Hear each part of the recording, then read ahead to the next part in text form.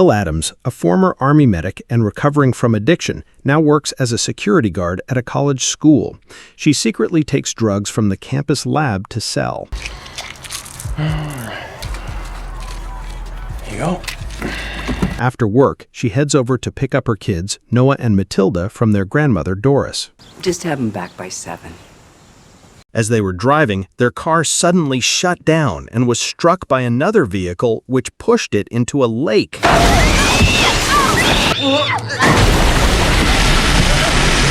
Matilda tragically drowned in the water, but a police officer managed to revive her. He then explained that the crash happened because everything that runs on electricity was mysteriously stopping. Power's out everywhere.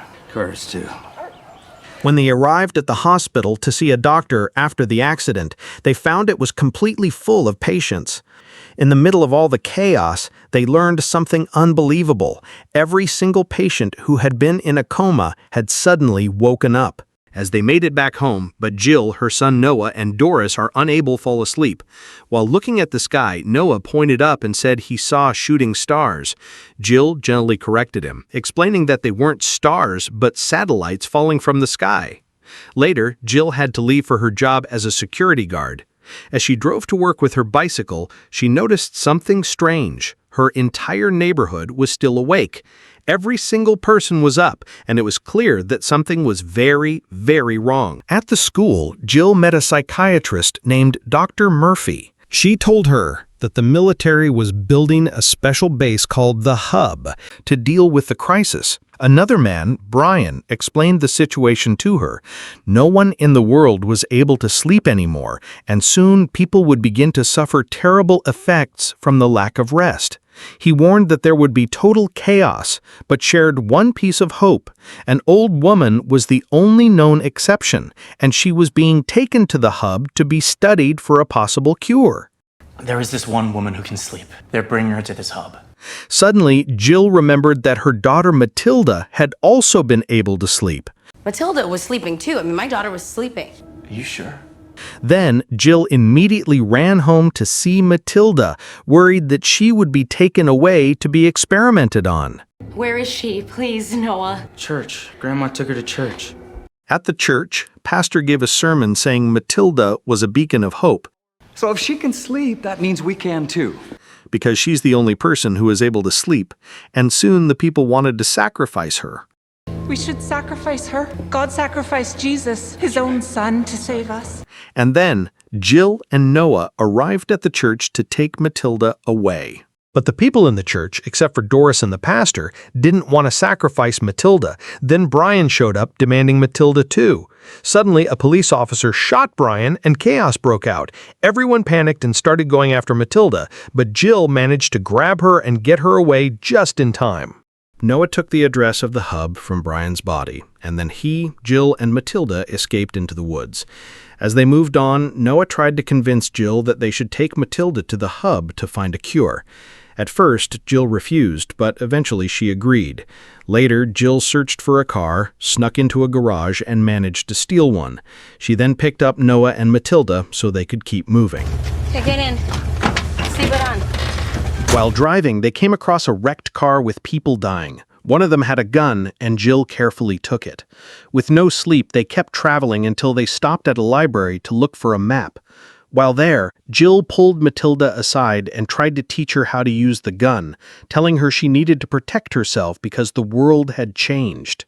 But Matilda refused, so Jill took the gun and fired at the books to prove her point. Noah found a map and was trying to figure out the way to the Hub. Then suddenly Jill spotted a prisoner outside. So they rushed to their car, but an escaped prisoner steals it and drove off with Matilda inside. But then there also more prisoners appeared and threatened Jill and Noah, but they were unexpectedly saved by the same man who had stolen their car. The prisoner introduced himself as Dodge.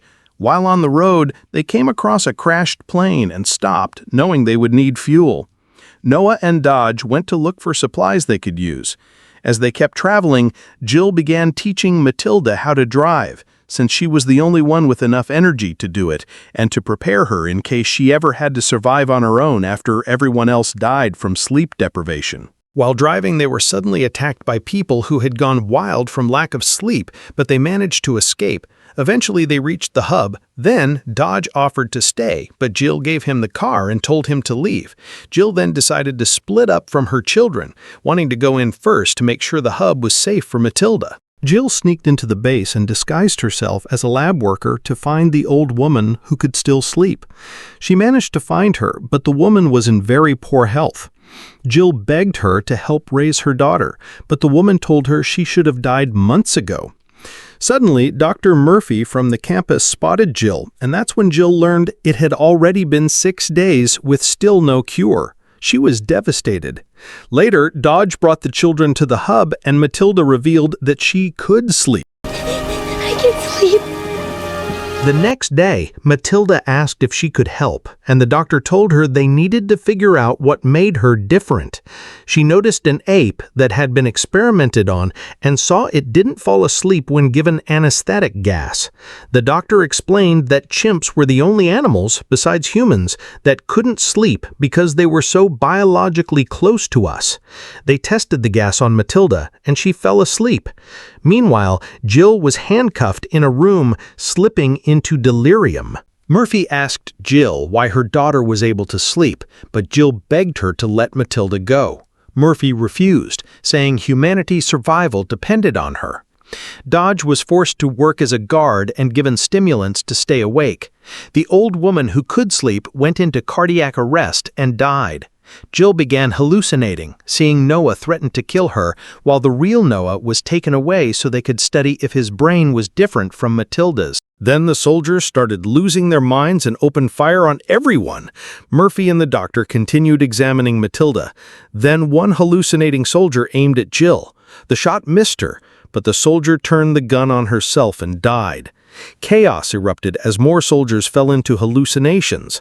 In the midst of it, Jill managed to escape and quickly rescued Matilda.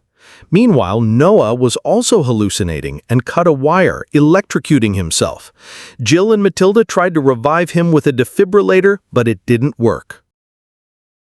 The next morning, the place looked like a nightmare. The hub had completely failed. Matilda woke up and saw Noah lying still, thinking he was dead. But then Noah suddenly opened his eyes and said he had been dreaming. Just dreaming. Knowing Noah had survived, the family hugged and rejoiced. Noah told Jill she had been right about not wanting to go to the hub, and that he understood she loved them and needed them. At the same time, Matilda realized the reason she and Noah could sleep was because they had both temporarily died. To save Jill, they went to a lake and held her underwater until she drowned. Then they revived her, and she woke up just as the camera zoomed in on her eye.